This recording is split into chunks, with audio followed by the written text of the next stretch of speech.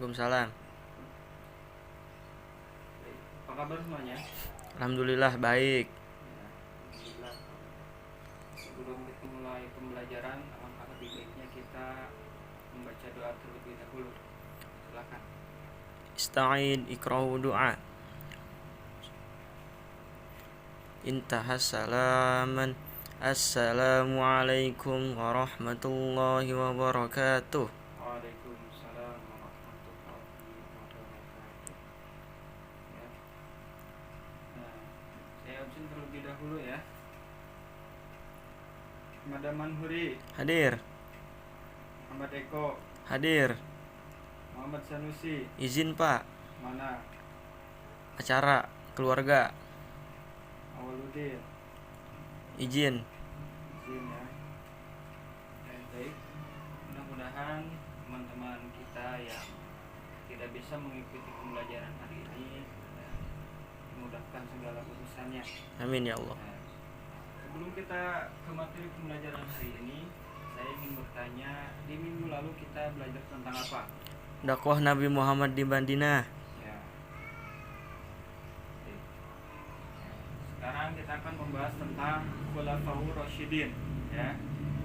Khalifah yang 4 itu. Tetapi pada pertemuan kali ini kita akan membahas tentang satu khalifah saja, yaitu Khalifah Abu Bakar Siddiq. As-Siddiq. Adapun tujuan pembelajaran kita pada hari ini yaitu yang pertama mengetahui bagaimana sejarah diangkatnya para khalifah, ya, para khulafaur rasyidin. Dan yang kedua yang kita akan bahas pada hari ini yaitu Khalifah Abu Bakar As-Siddiq. Ya, kita akan mempelajari bagaimana kepemimpinan seorang Khalifah Abu Bakar. Berbicara tentang Khalifah, ya, Khalifah berasal dari bahasa Arab yang artinya pemimpin. Khalifah merupakan istilah untuk jabatan yang diberikan kepada pemimpin umat Islam setelah wafatnya Rasulullah, ya. Sedangkan pengertian Khulafaur Rasyidin adalah Khulafaur Rasyidin gabungan dua istilah yang berasal dari bahasa Arab, yaitu khulafa dan rasyidin. Khulafa adalah jamak dari khalifah yang artinya pemimpin, sedangkan rasyidin artinya mendapatkan petunjuk. Jadi Khulafaur Rasyidin artinya para pemimpin yang mendapatkan petunjuk. Khulafaur Rasyidin merupakan 4 khalifah pertama yang dipercayai oleh umat Islam sebagai penerus untuk menggantikan posisi Rasulullah SAW sebagai pemimpin umat Islam setelah beliau wafat. Ya, jadi Khulafaur Rasyidin itu merupakan pemimpin umat Islam setelah wafatnya Rasulullah SAW. Dan khalifah adalah jabatan tertinggi dalam kepemimpinan Islam pasca wafatnya Rasulullah SAW. Kita akan membahas tentang Khalifah Abu Bakar As-Siddiq. Ya. Nama asli Abu Bakar adalah Abdullah bin Utsman bin Amir bin Amr bin Ka'ab bin Sa'ad bin Taim bin Murrah bin Ka'ab bin Lu'ay bin Ghalib bin Fihr al-Quraish at-Tamimi. Nama Abu Bakar As-Siddiq sebenarnya adalah gelar. Abu artinya bapak, sedangkan Bakar artinya dengan segera. Maksudnya adalah beliau masuk Islam dengan sesegera mungkin mendahului yang lainnya. Sebagaimana firman Allah dalam Al-Quran surah At-Taubah ayat 100, A'udzubillahi minasyaitonirrajim, Bismillahirrahmanirrahim. Was-sabiqunal awwaluna minal muhajirin wal ansari walladzina tabauhum bi ihsan radhiyallahu anhum wa radu an wa 'adda lahum jannatin tajri min tahtiha al-anhar khalidina fiha abada Dzalikal fawzul azim. Yang artinya orang-orang yang terdahulu lagi yang pertama masuk Islam di antara orang-orang Muhajirin dan Ansor serta orang-orang mengikuti mereka dengan baik. Allah ridho kepada mereka dan mereka pun ridho kepada Allah. Dan Allah menyediakan bagi mereka surga-surga yang mengalir sungai-sungai di dalamnya. Mereka akan kekal di dalamnya selama-lamanya. Itulah kemenangan yang besar baginya. Sedangkan as-siddiq artinya yang membenarkan. Maksudnya adalah beliau selalu membenarkan segala yang dibawa oleh Nabi Muhammad SAW. Ya, kita tahu bahwa peristiwa yang sangat besar yang terjadi pada Nabi Muhammad yaitu peristiwa Isra Mi'raj, ya, yang terdapat pada Al-Qur'an surah Al-Isra ayat pertama yang berbunyi Subhanalladzi asra bi'abdihi lailan minal masjidil haram ilal masjidil aqsa alladzi barakana hawlahu linuriyahu min ayatina innahu huwas sami'ul basir. Ya, pada peristiwa ini Rasulullah SAW, ya, diperjalankan pada malam hari dari Masjidil Haram ke Masjidil Aqsa, naik ke langit ketujuh sampai ke Sidratul Muntaha. Ya, untuk apa? Untuk, ya, mendapatkan perintah dari Allah Subhanahu Wa Taala, yaitu salat 5 waktu. Ya. Singkat cerita, setelah Rasulullah SAW melaksanakan Isra dan Mi'raj, ya, semua kaum muslimin dan kaum Yahudi itu tidak mempercayai akan peristiwa tersebut. Akan tetapi Abu Bakar As-Siddiq, ya, beliau mempercayai akan hal itu, sehingga beliau diberikan julukan yaitu As-Siddiq, yang artinya, ya, beliau membenarkan apa-apa yang keluar dari perkataan Rasulullah SAW. Itu fakta tentang Abu Bakar As-Siddiq. Ya, keturunan Abu Bakar As-Siddiq keturunan Bani Tamim atau At-Tamimi. Ayahnya bernama Abu Kufah bin An-Salma Ummu Khair. Lahir sekitar bulan Oktober tahun 573 Masehi di Mekah, Jazirah Arab. Adapun beliau wafat pada tahun 13 Hijriah. Ya.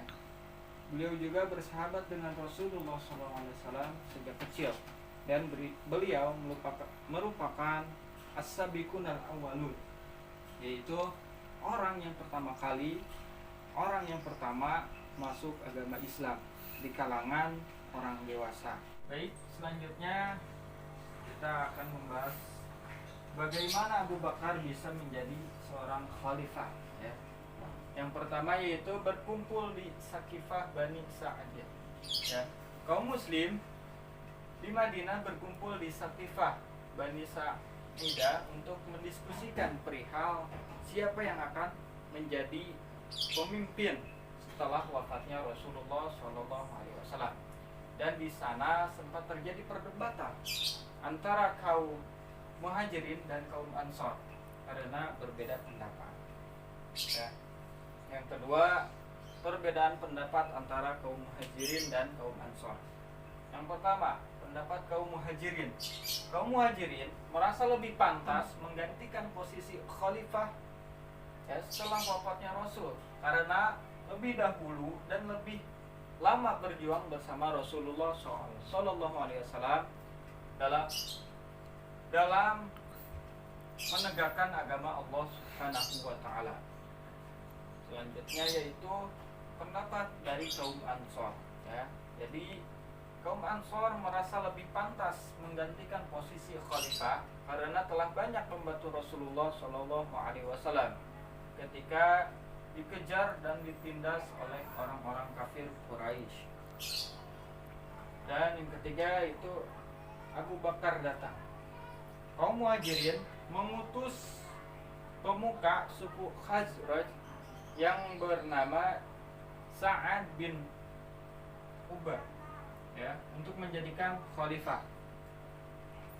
Ketika nyaris dibaiat oleh kaum Muhajirin dan Ansor, Abu Bakar datang dan menyatakan sebaiknya posisi khalifah diserahkan kepada kaum Muhajirin karena mereka telah masuk Islam terlebih dahulu serta berjuang mempertahankan Islam selama kurang lebih 13 tahun.